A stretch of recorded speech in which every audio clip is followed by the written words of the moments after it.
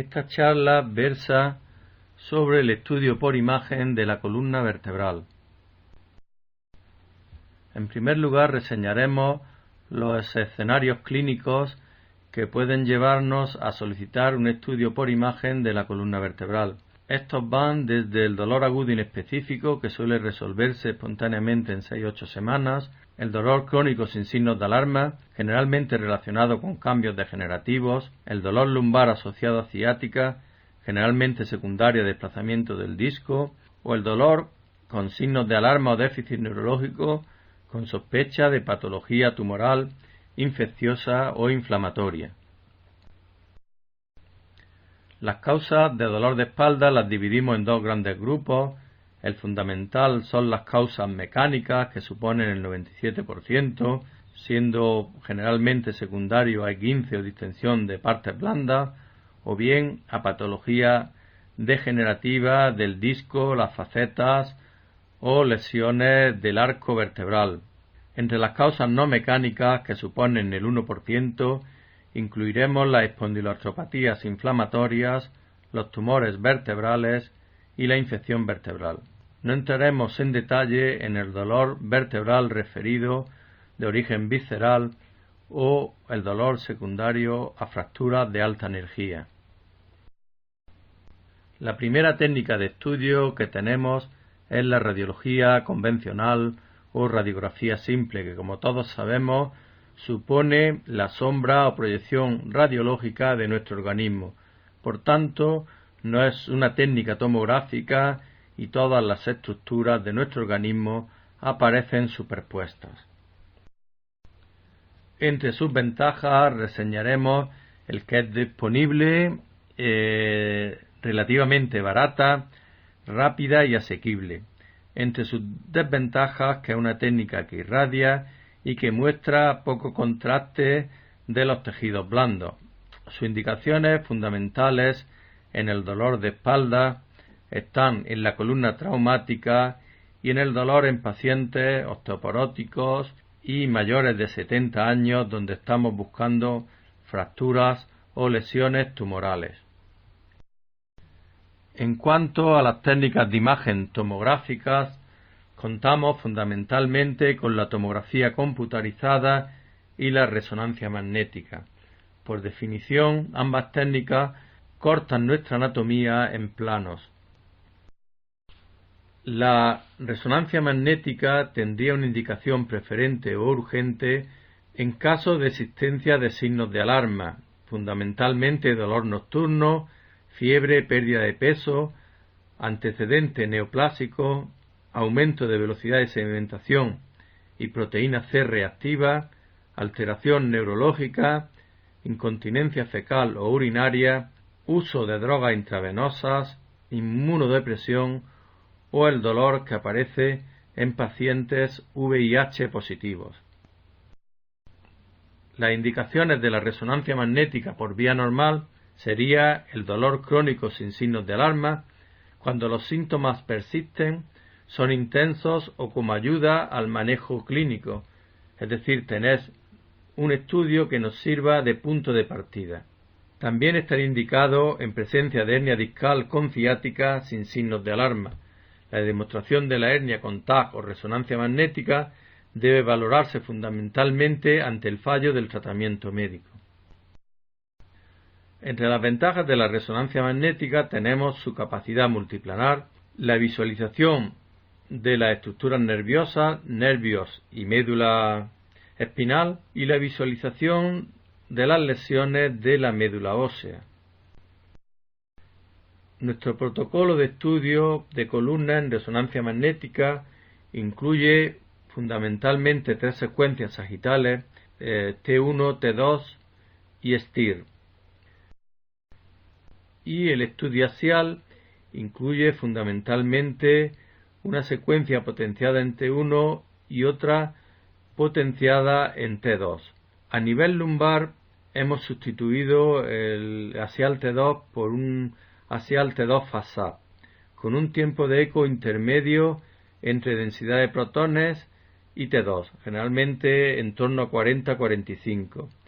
Esta secuencia pierde algo de la información anatómica pero nos enseña mucho mejor la existencia de edema tanto en las estructuras óseas como en las partes blandas. Las indicaciones del TAC preferente o urgente son los traumatismos con sospecha de la existencia de fractura, o bien cuando esa fractura se detecta en la placa simple, pero necesitamos un mayor detalle anatómico o información anatómica de esa fractura. También es muy útil en la caracterización de los tumores óseos o como técnica para la realización de intervenciones de columna, fundamentalmente biopsia. Por vía normal está indicada en el estudio de las deformidades vertebrales, en el estudio de la estenosis del canal óseo o estudia de columna cuando la resonancia magnética no es concluyente o factible o está contraindicada. Las ventajas del TAC son la buena delimitación del contorno de los discos lumbares, buena visualización del calcio y del gas, el estudio de la anatomía ósea y estudio de estructuras nerviosas con el Mielotac. Pasamos al estudio de la patología. Entre la patología congénita reseñaremos en primer lugar los defectos en la formación vertebral, que pueden darnos a alteraciones como las vértebras en cuña, vértebras en mariposa, hemivértebras o en caso extremo a agenesias vertebrales. En segundo lugar tenemos los defectos en la segmentación o separación de los somitas vertebrales. En este caso tenemos el bloque vertebral congénito, donde dos vértebras no se han separado y vemos la típica cintura adelgazada o cintura en bailarina, debido a que los anillos epifisarios de las plataformas vertebrales fusionadas no se desarrollan. Por último tenemos los defectos mixtos en la formación y segmentación vertebral. Aquí tenemos un caso de síndrome de Klippel-Feil, donde vemos que existe una fusión entre C2 y C3 y más abajo en la columna cervical inferior vemos defectos de segmentación, pero también la existencia de una hemivértebra. Dentro de las alteraciones congénitas incluiremos también a las anomalías de transición.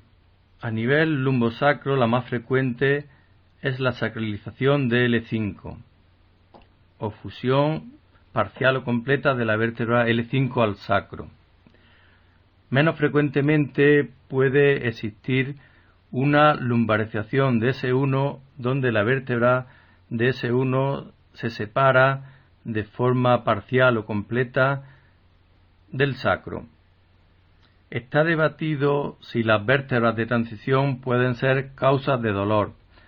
Generalmente, cuando la vértebra está fusionada completamente, no suele ser responsable de dolor. Caso distinto es cuando existe una articulación de la vértebra al sacro. En este caso sí puede dar lugar a movilidad anómala y cambios degenerativos hipertróficos que sean dolorosos. Lo que sí existe acuerdo es que cuando hay una vértebra de transición, la mayoría de la patología discal y facetaria se suele acumular en el nivel craneal a dicha vértebra de transición, debido a la mayor movilidad que provoca el bloqueo mecánico de la vértebra. A nivel cervical también se han descrito cambios transicionales. Uno de ellos sería la costilla cervical, que es el más frecuente y que suele asociarse a la sacralización, y otro menos frecuente es la elongación del proceso anterior del tubérculo costotransverso cervical, que puede llegar a articularse entre dos vértebras y provocar problemas mecánicos. En cuanto a la patología mecánica, como hemos dicho previamente, la más frecuente es el esguince de las partes blandas. En este caso tenemos varios ejemplos de edema muscular. Como podemos ver en la figura inferior derecha, Cuando aplicamos o adquirimos la secuencia con supresión grasa, tanto en STIR como el axial T2 FASA, ese edema muscular es mucho más evidente.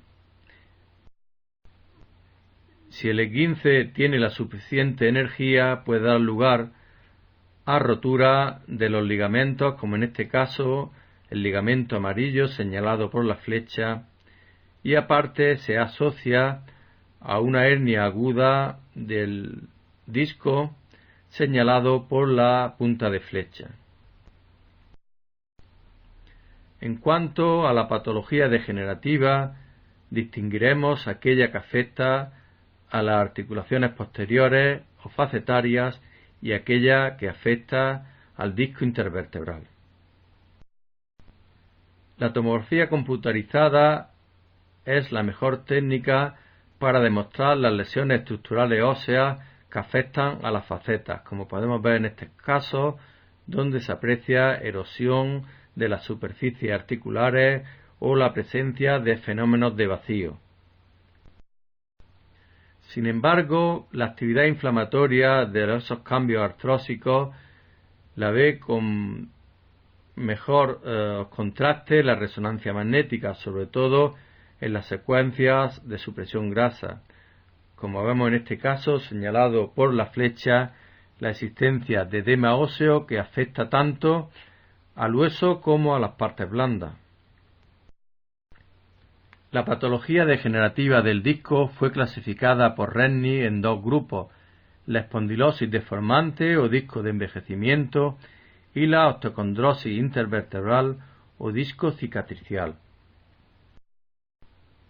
En cuanto a la etiología de la degeneración discal, está debatido si el factor más importante es el bioquímico, con déficit de la nutrición del disco a través de las plataformas vertebrales, aunque tiene más preponderancia la teoría mecánica, que define que la degeneración discal se origina en los desgarros que se producen en el anillo fibroso.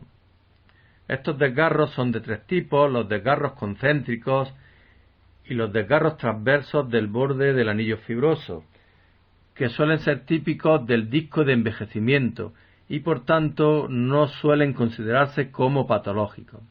Sin embargo, los desgarros radiales, que son aquellos que parten desde el núcleo pulposo a la periferia del anillo fibroso, se consideran como la génesis del disco cicatricial o osteocondrosis intervertebral. También en determinados casos son responsables de la producción de hernias del núcleo pulposo. Lo característico de la espondilosis deformante o disco de envejecimiento es que el disco intervertebral apenas pierde altura. Los otros signos asociados serían la presencia de desgarros concéntricos o transversos del anillo fibroso, o bien la esclerosis de los márgenes vertebrales o la presencia de osteofitos marginales o de tracción. En cambio, en el disco cicatricial u osteocondrosis intervertebral, el disco vertebral pierde altura y muestra desgarros radiales del anillo fibroso o una desestructuración avanzada del disco, y se asocia generalmente a presencia de cambios en las plataformas vertebrales. Estos cambios de las plataformas vertebrales fueron clasificados en tres grupos por Modic. El primer tipo, o tipo 1, es secundario a edema o cambio inflamatorio en las plataformas vertebrales y se caracteriza por baja señal en T1 y alta señal en T2 y secuencias STIR. Los cambios tipo 2 son sinónimo de cambios grasos y suelen implicar mayor estabilidad del segmento vertebral. Se caracteriza por alta señal en secuencias T1 y T2 que se suprime en secuencias STIR.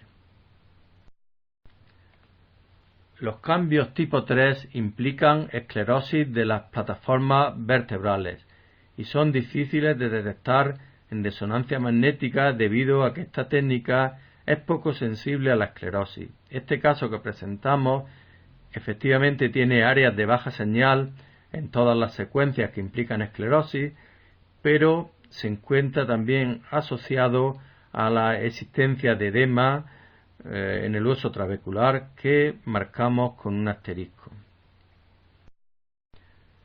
En estos casos que mostramos a continuación, pretendemos demostrar de forma visible la baja sensibilidad de la resonancia magnética a la esclerosis.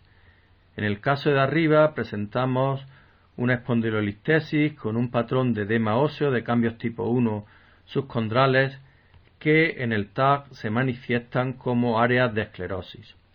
En el caso inferior son cambios grasos, cambios tipo 2 de Modis, que en el TAC también se manifiestan como esclerosis subcondral. En ambos casos, esa esclerosis ha pasado desapercibida en los estudios de resonancia magnética. Dentro del desplazamiento discal existe cierta confusión terminológica, aunque nosotros nos referiremos a la terminología más actual aprobada por varias sociedades americanas, entre ellas la de columna y radiología. Distinguen entre abombamiento o bulging, protrusión y extrusión. El término herniación lo consideran genérico y poco específico, englobando tanto a la protrusión como a la extrusión discal. En primer lugar tenemos el abombamiento o bulging, cuando el disco rebasa los contornos de la vértebra en más de los 180 grados del contorno vertebral.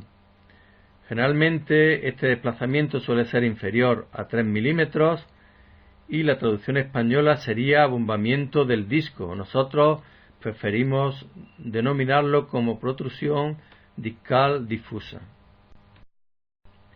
La protrusión discal debe reunir dos criterios, uno en el plano sagital y otro en el plano axial. En el plano sagital, la distancia cráneo-caudal de la hernia o protrusión del disco no excede los límites del espacio discal, demarcado por dos líneas que trazamos por las plataformas vertebrales. Y en el plano axial, la base de la hernia es siempre mayor que su profundidad. Hablaremos de protrusión focal si esta protrusión es menor de 90 grados o del 25% del disco. Hablaremos de protrusión de amplia base si esta protrusión es mayor de 90 grados e inferior a 180 grados, es decir, ocupa entre el 25 o 50% del disco.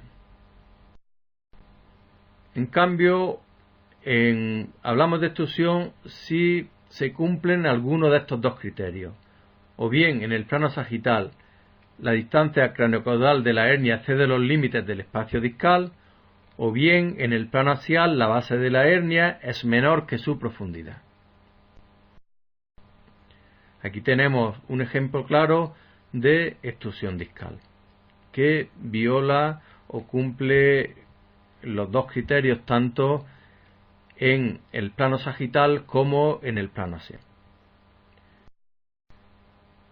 Las extrusiones del disco pueden migrar. La migración puede ser caudal, puede ser craneal o puede ser en ambas direcciones.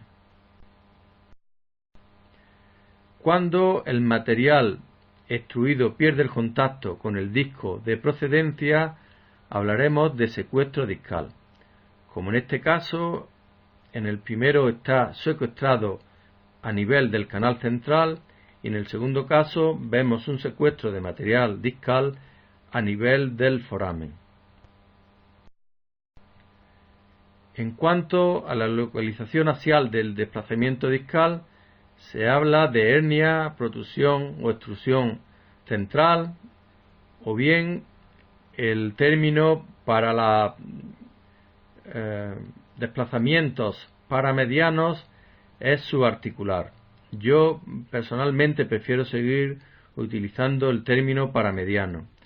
Hablaremos de desplazamiento discal foraminal cuando está dentro del foramen y de extraforaminal cuando surge más allá de los límites del foramen.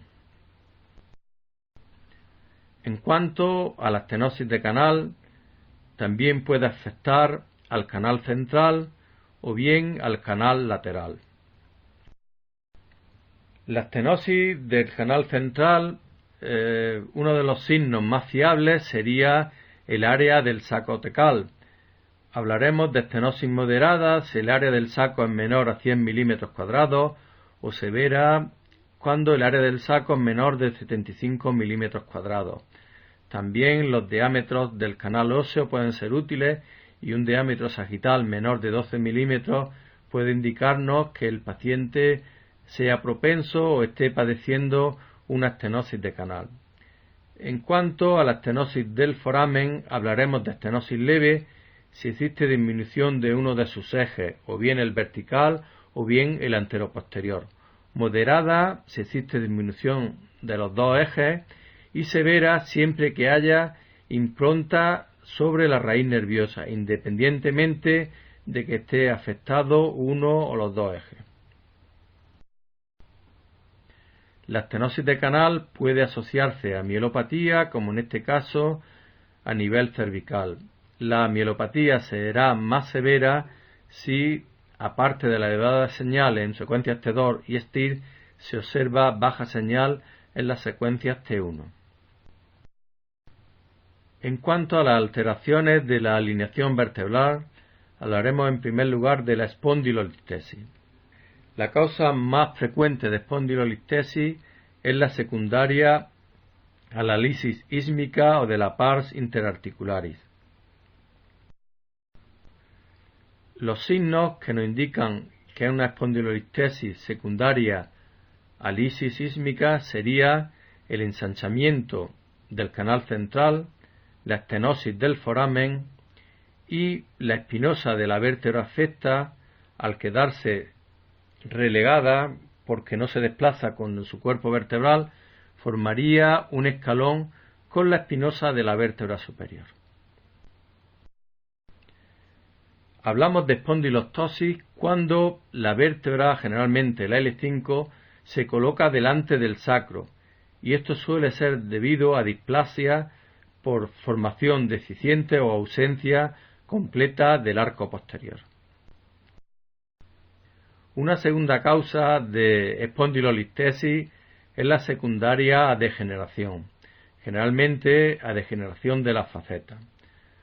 Sus signos son la estenosis del canal central y que la espinosa que se desplaza con su vértebra forma el escalón con la espinosa de la vértebra inferior. La listesis degenerativa también es fácil de ver en las imágenes axiales porque vemos ese desplazamiento de las articulares inferiores con respecto a las articulares superiores de la vértebra inferior. Otra alteración de la alineación vertebral es la retrolistesis, cuando la vértebra craneal se desplaza posteriormente con respecto a la vértebra caudal. Esto suele ser secundario a pérdida de material discal, o bien por degeneración del disco o bien por la producción de una hernia del núcleo pulposo. La inestabilidad está debatida, es difícil de definir y a veces de diagnosticar. Los criterios más aceptados son el desplazamiento sagital mayor de 3 milímetros, comparando placas en flexión y extensión, o la rotación vertebral mayor de 10 grados, midiendo un ángulo entre las plataformas vertebrales del disco afecto. En cuanto a las alteraciones de la curvatura, hablaremos en primer lugar de la escoliosis. Se entiende por escoliosis cuando existe un ángulo de Cox mayor de 10 grados. La principal causa es la escoliosis idiopática, que no suele ser dolorosa.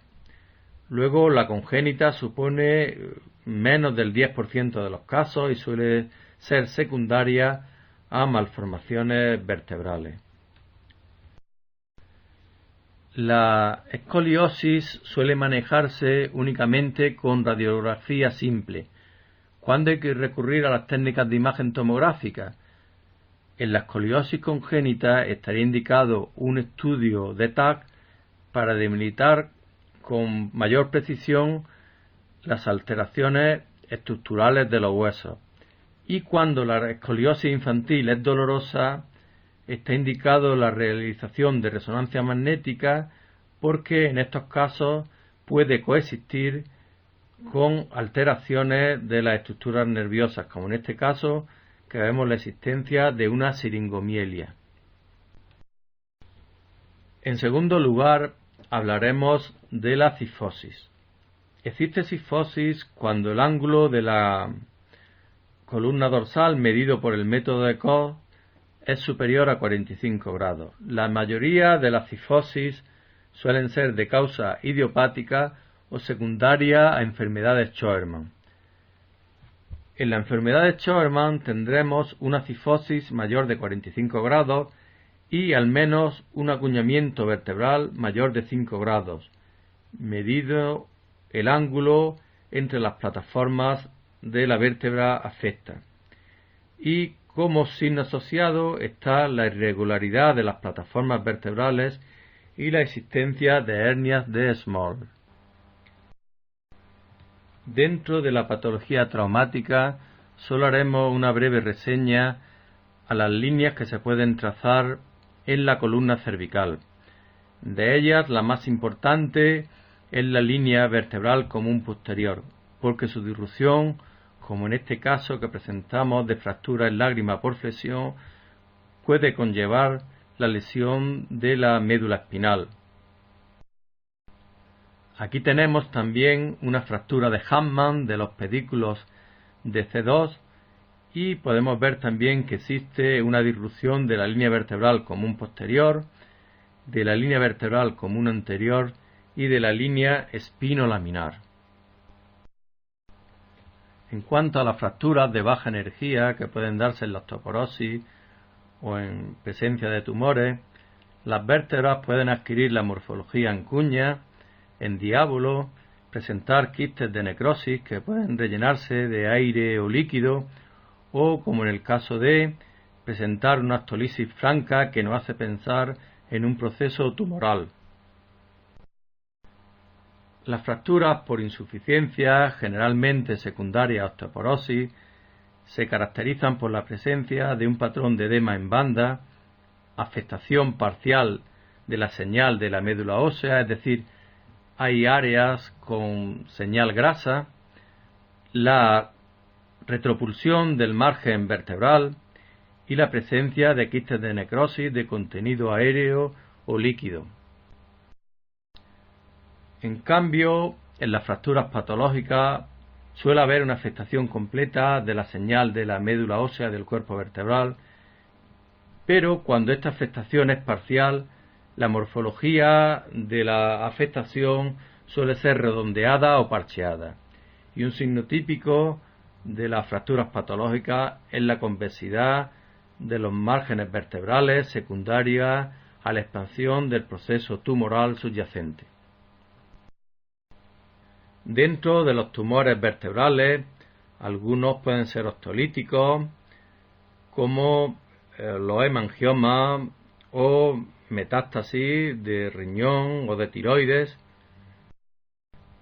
Otros pueden ser osteoblásticos. En este caso tenemos en la figura A un islote óseo, que es una lesión benigna de la que no hay que preocuparse, mientras en el lado derecho tenemos una metástasis blástica de cáncer de mama. Los hemangiomas son uno de los tumores más frecuentes de columna. Desde el punto de vista de la imagen, nosotros los dividimos en atípicos cuando tienen un mayor componente vascular y su señal no se suprime, por tanto, en secuencia STIR. Estos hemangiomas pueden ser responsables de síntomas. En cambio, el hemangioma típico es de predominio graso, suele tener elevada señal en secuencias T1 y T2, pero su señal se suprime completamente en secuencias STIR. estos hemangiomas no suelen considerarse responsables de los síntomas. En tomografía computarizada, la imagen típica en reconstrucciones sagitales del hemangioma sería el patrón empalizada por refuerzo de las trabéculas remanentes no destruidas por el hemangioma.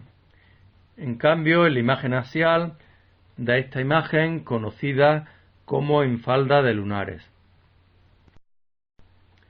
Otro tumor relativamente frecuente en la columna es el osteoma osteoide.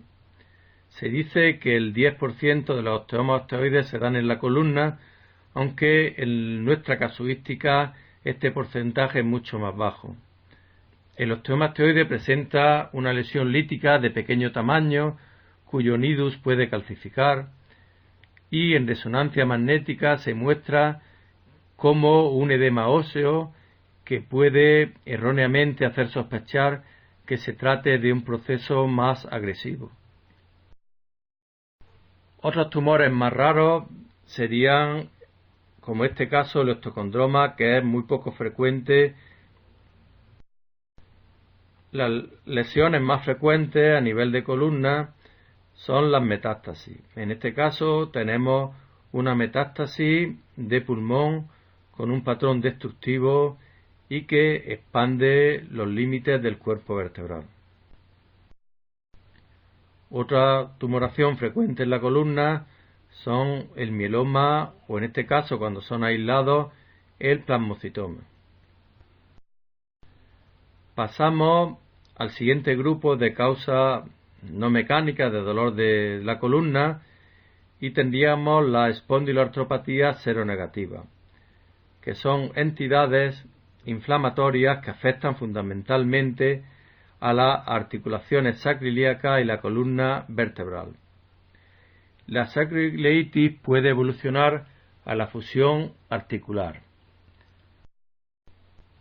Incluye enfermedades como la espondilitis anquilosante, la artropatía psoriásica, la enfermedad de Reiter o la artropatía inflamatoria secundaria a la enfermedad inflamatoria intestinal. Típico de la espondilitis anquilosante es la afectación bilateral y simétrica de las articulaciones sacroiliacas.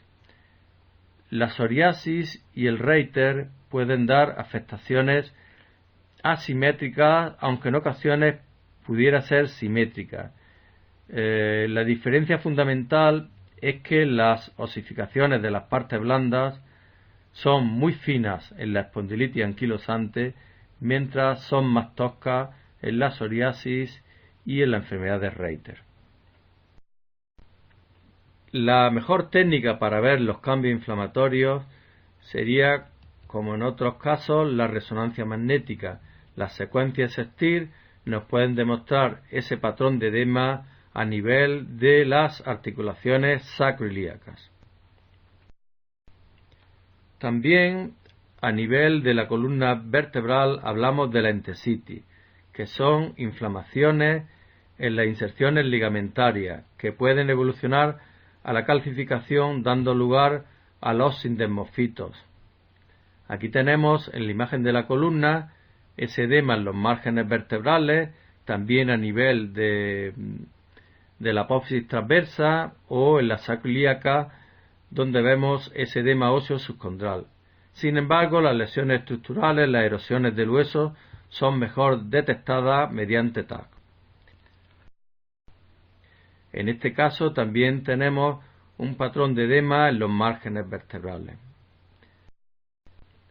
En la fase final de la espondilitis anquilosante se puede llegar a lo que se conoce como columna en caña de bambú, donde los sindesmofitos verticales forman puentes óseos en los cuerpos vertebrales y articulares posteriores. Por último, hablaremos de las lesiones infecciosas de la columna, que a nivel discal se conocen como espondilodiscitis. Aquí tenemos las características típicas de la espondilodiscitis, con destrucción de las plataformas vertebrales visible en la placa simple y en el TAC, y el patrón de edema óseo visible en resonancia magnética. Hay que diferenciar las infecciones por brucela, que pueden dar una característica similar a las infecciones piógenas, pero en ocasiones pueden afectar a los márgenes vertebrales, dando alteraciones que simulan la enfermedad discal degenerativa. Por eso, cuando existe edema en esos márgenes vertebrales y osteocitos prominentes, puede estar indicado descartar por medios analíticos la existencia de una brucelosis. Otra característica de la infección tuberculosa es su extensión subligamentaria y la afectación tardía del disco intervertebral. Por tanto, como en este caso, vemos que existe erosión del margen anterior de los cuerpos vertebrales con extensión subligamentaria de las colecciones. Estas colecciones pueden extenderse a las partes blandas, como en este caso se ha extendido a ambos psoas ilíacos.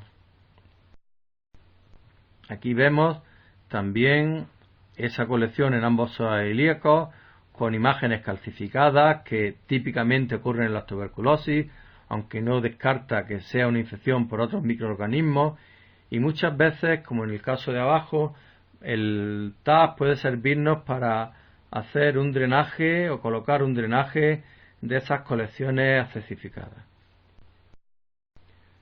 El diagnóstico diferencial de la infección vertebral se hace con la degeneración discal con cambios de Modis tipo 1 que presentan el edema óseo, artropatía neuropática de la diabetes y siringomelia, y la espondiloartropatía en hemodiálisis crónica y la pseudoartrosis en espondiloartropatía seronegativa.